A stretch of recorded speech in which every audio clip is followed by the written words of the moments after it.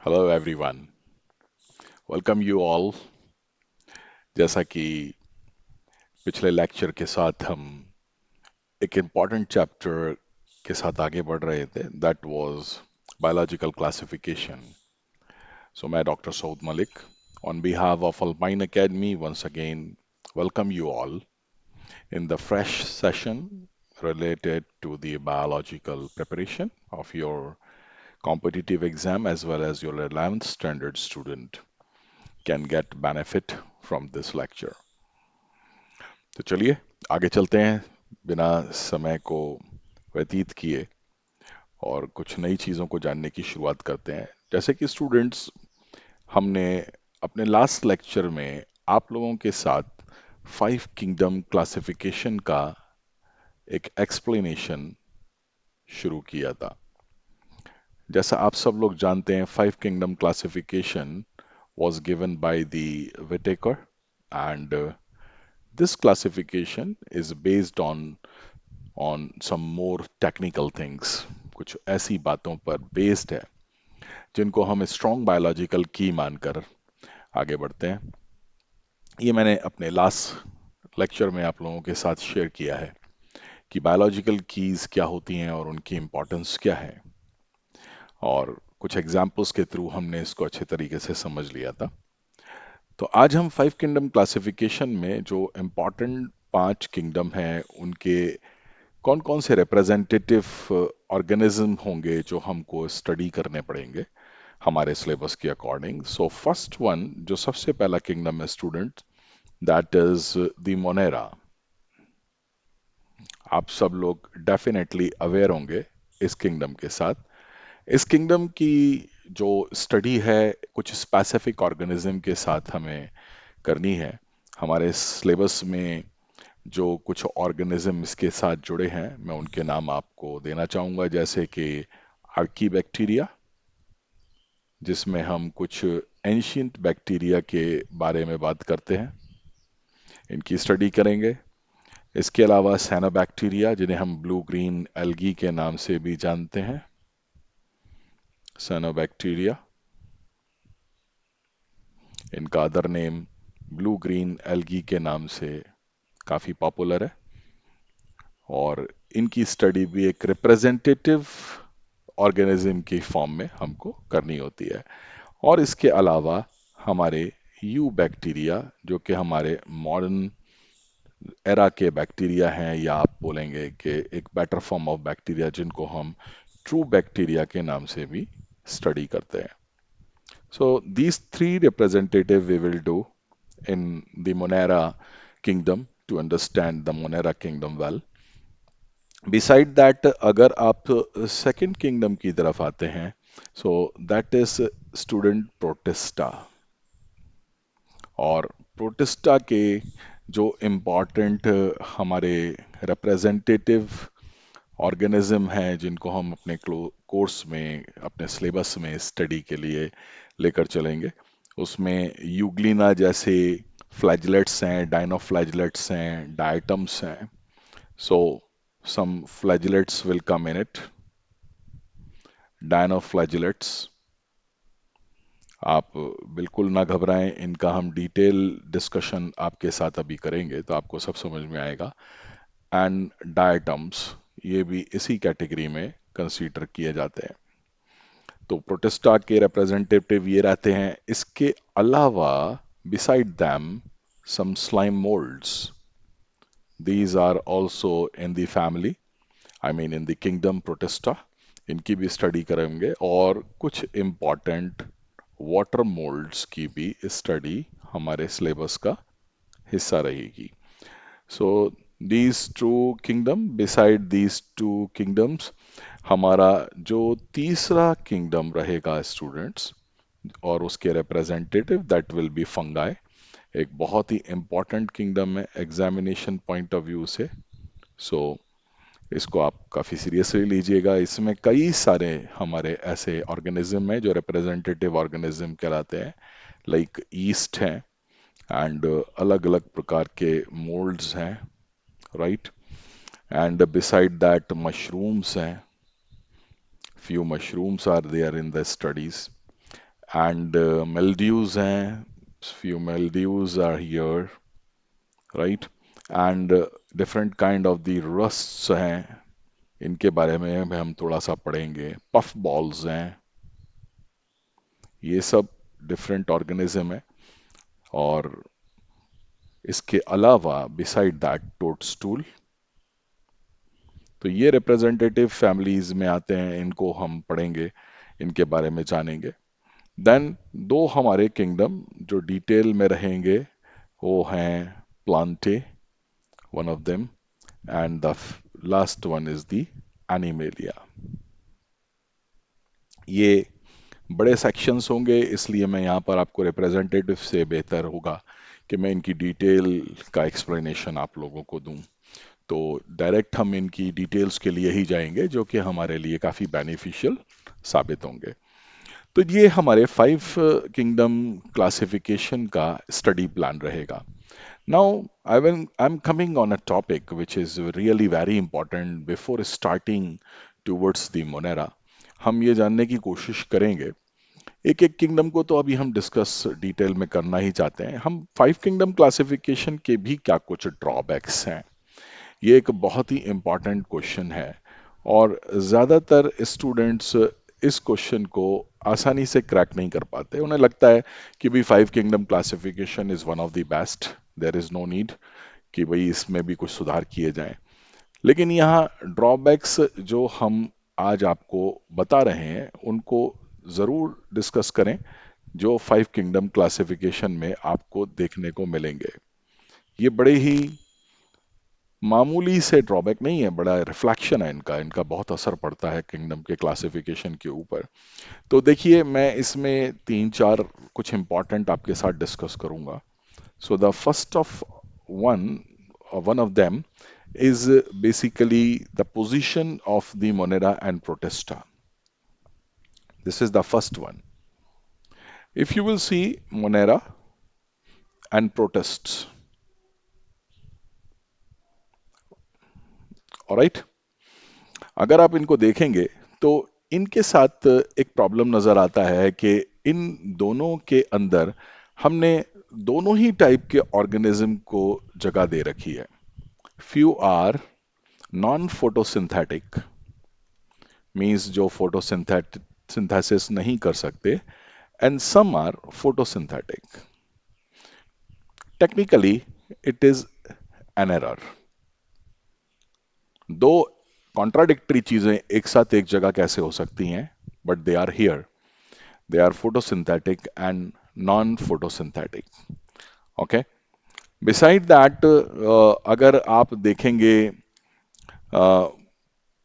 Phylogenetic relationship के ground पर भी कुछ गड़बड़ियां हैं, जैसे green algae and photosynthetic bacteria की बात कर लेते हैं।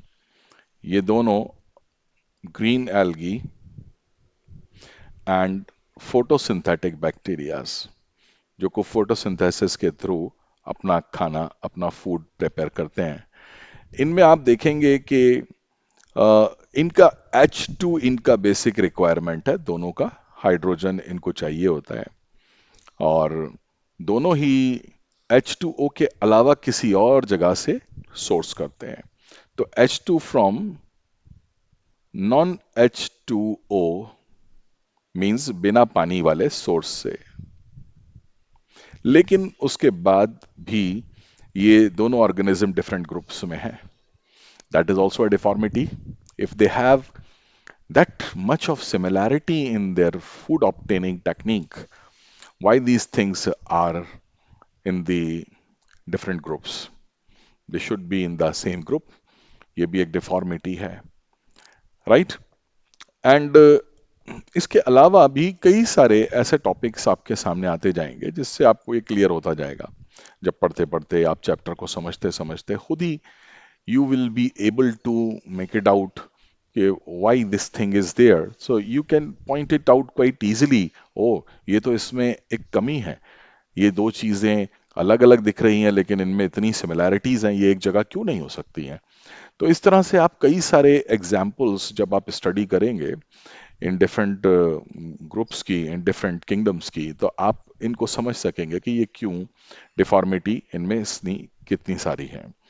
ऑलराइट, अब हमारा जो डिस्कशन है वो आगे बढ़ेगा, और इस डिस्कशन में हम आप लोगों के साथ एक एक करके सभी किंगडम को हम डिस्कस करने जा रहे हैं।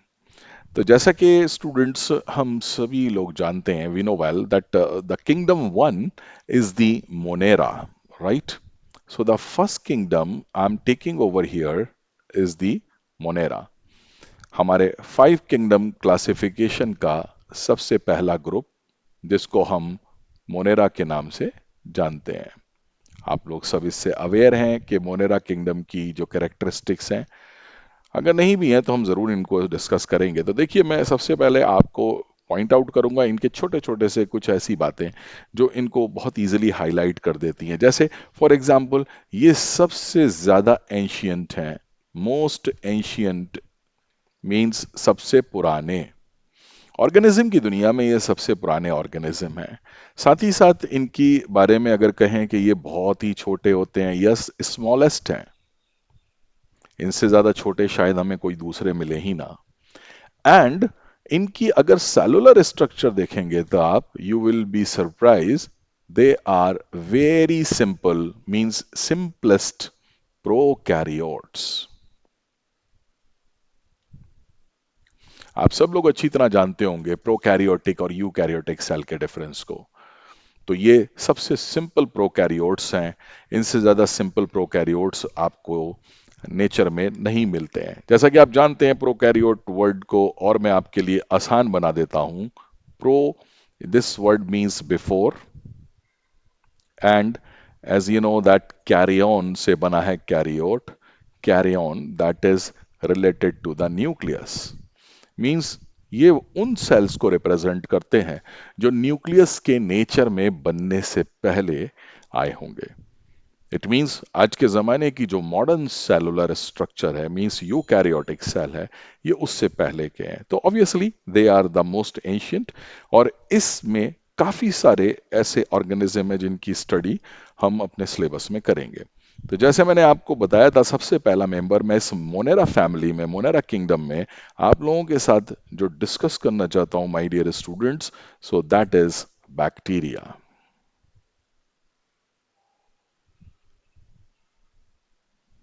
Alright, bacteria is one of the member of this family. Alright, so bacteria काफी छोटे होते हैं, हम सब लोग जानते हैं। They are very very tiny things which we can not see with our naked eye. So it is not bad to say they are microscopic. बहुत छोटे छोटी चीजें हैं, आप नेकेड आई से नहीं देख सकते, माइक्रोस्कोप की आपको सख्त जरूरत होगी। इसके अलावा ये सिंगल सेल तक ही इनकी जीवन रहती है, तो that means they are unicellular in a structure made of single cells. They will never get the second cell as the part of them. ये एक ही सेल्स के रूप में पैदा होते हैं, एक ही सेल के रूप में अपना जीवन कंप्लीट कर लेते हैं। They are very simple because they are not differentiated. ये अपने आप को अलग अलग डिफरेंस में कन्वर्ट नहीं करते हैं। तो सिंपल एंड अनडिफरेंशिएटेड इनका शेप रहता है, ज्यादातर स्ट्रक्चर रहती है, I mean simple and undifferentiated. इनमें आपको ज्यादा डिफरेंसेस देखने को नहीं मिलेंगे। ये अपने आप को ज्यादा मॉडिफिकेशन की तरफ, बायोलॉजिकल मॉडिफिकेशन की तरफ नहीं ले जाते हैं। ओके, इनकी सबसे पहली खोज करने वाले AV Leeuwenhoek, a very famous scientist, जिनको हम एवी ल्यूवेनहॉक के नाम से जानते हैं। आप सब लोग भी जानते होंगे इस नाम को। ये साइंटिस्ट थे जिन्होंने इसको डिस्कवर किया था। एंड आपको मैं बता दूं फॉर योर काइंड इंफॉर्मेशन, ये 7th सेंचुरी में this scientist was working with the I mean microscope. So इनका जो स्कोप ऑफ द रिसर्च था वो माइक्रोस्कोपी था, और माइक्रोस्कोपी की रिसर्च ने इनको एक अपॉर्चुनिटी दी। और ये अपॉर्चुनिटी इस तरीके से आई, just to check his microscope when he was checking some tiny things what small it can check। तो उन्होंने अपने दांत में से स्क्रैच करके कुछ मटेरियल जो डेबरी हमारे दांतों के बीच में रहती है, उसको एक स्लाइड के ऊपर माइक्रोस्कोप के नीचे रख कर देखा तो वहां उनको ये छोटे छोटे ऑर्गेनिज्म नजर आए। इनको इन्होंने उस जमाने में रिकॉग्नाइज किया और ये बैक्टीरिया नहीं कह पाए, तो he gave the name animalcules. Alright, animalcules. तो जो नाम एवी ल्यूवेनहॉक ने बैक्टीरिया को दिया था, that was animalcules. That is a combination of two words, animal and molecule.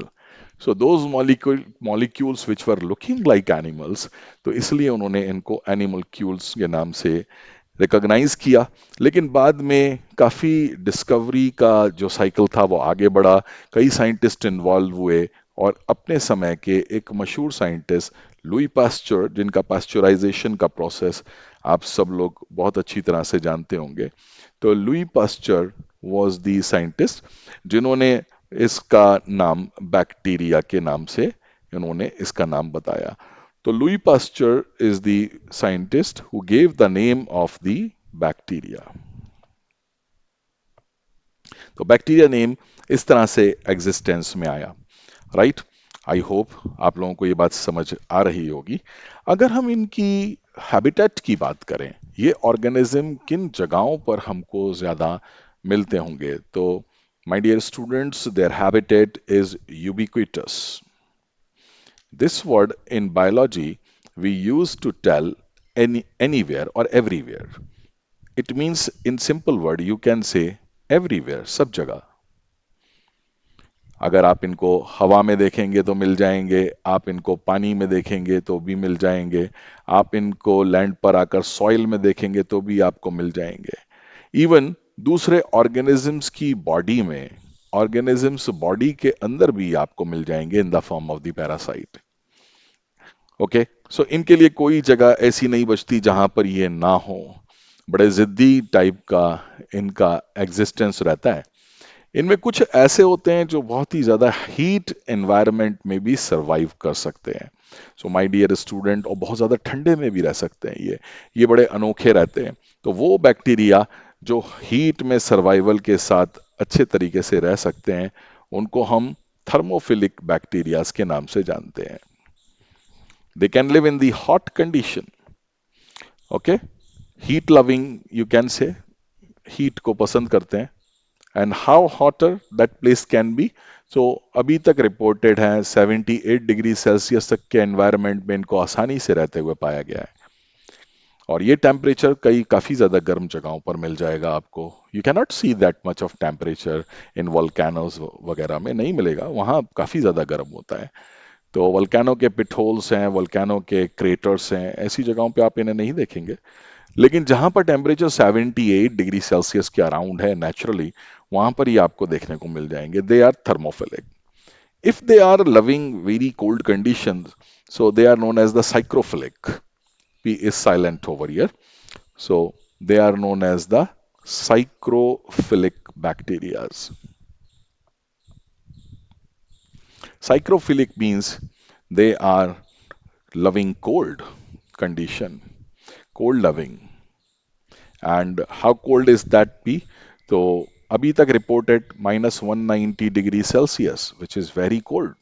इतने ठंडे एनवायरनमेंट में इन बैक्टीरिया को पाया गया है। ऑलराइट, साइज इनका बहुत ही वेरिएबल है, because it is very much related to their life cycle. It is very much related to their habitat, their food, and so many factors। बहुत सारी बातें इनके साइज और शेप्स को डिसाइड करने वाली होती हैं। तो अगर हम बैक्टीरिया के साइज की बात करें, तो ये वेरिएबल है। मींस ये कोई फिक्स साइज के आपको नहीं मिलेंगे। अलग अलग साइजेस हैं, बहुत छोटे भी हैं, बहुत बड़े भी हैं। If I can say that like 1 micrometer उनकी अगर लेंथ हो, तो 0.7 माइक्रोन उनकी width, 1/0.7 you can say this is the smallest kind of them. अगर इसे बड़े से बड़ा ढूंढेंगे तो 10 micrometer to about 10 micrometer by 1.5 micrometer, that could be the size. So they are of this range, and जो लार्जेस्ट बैक्टीरिया अभी तक रिपोर्टेड है वो आप जरूर याद रखें, that is Beggiatoa mirabilis. Beggiatoa spelling is very important, Beggiatoa mirabilis. Alright, अगर स्पेलिंग एरर कोई होती है तो प्लीज उसे रिकॉग्नाइज करें, मुझे भी बताएं, I will correct that, because biological terms mostly हमसे गलत हो सकते हैं। Okay, so that is very important. Bacteria का एक बहुत ही महत्वपूर्ण, अ वेरी इंपॉर्टेंट क्लासिफिकेशन जो on the basis of their shapes किया जाता है स्टूडेंट्स, उनके शेप्स के आधार पर उनको क्लासिफाई किया जाता है। So on the basis of the shapes हम उनको अलग अलग टाइप्स में डिवाइड कर सकते हैं, राइट? तो classification of bacteria on the basis of shape is going to be our new heading. जरूर इसको नोट डाउन करें आप लोग, क्लासिफिकेशन ऑफ बैक्टीरिया, और बेसिस है on the basis of shapes.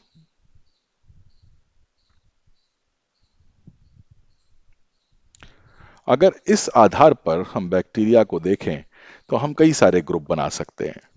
जैसे for example I would like to start from the spherical dot shaped bacteria. So the first class of these bacteria is the coccus. ये word हम singular के लिए use करते हैं। अगर हम इन bacteria के प्लूरल के बारे में बात करेंगे तो we will say about them cocci. Alright, cocci. This is the plural word for them. So what is that? Basically, these bacteria are dot-shaped spherical bacteria. They will look like these dots. Can you see that? They all are dot-shaped bacteria. Such kind of bacteria are known as the coccus. So this field which I am drawing in the circle is giving you an idea about these dot kind of structure. They are the coccus. This is the first type of the bacteria. Many type of the coccus bacteria, cocci bacteria you can discuss and you will recognize in all over our surrounding. Okay. The second one is basically they are rod shaped. So they are known as the bacillus. Bacillus. This is for the singular, and bacilli, it is a plural word for them, and they are rod-shaped bacteria. If you will see their field in the microscope, they will look like these rod kind of structure. Such kind of bacteria are known as the bacillus, like Bacillus anthracis, a very famous bacteria which is responsible for the disease anthrax. That is a bacillus, a rod-shaped bacteria. The third one, the third category of them, they are spiral shaped. So they are known as the spirillum. Spirillum, that is the singular word for them, and spirilia, that is the plural form of them. This is the plural word for them. So if you will see their field under the microscope, they will look like these spiral structure.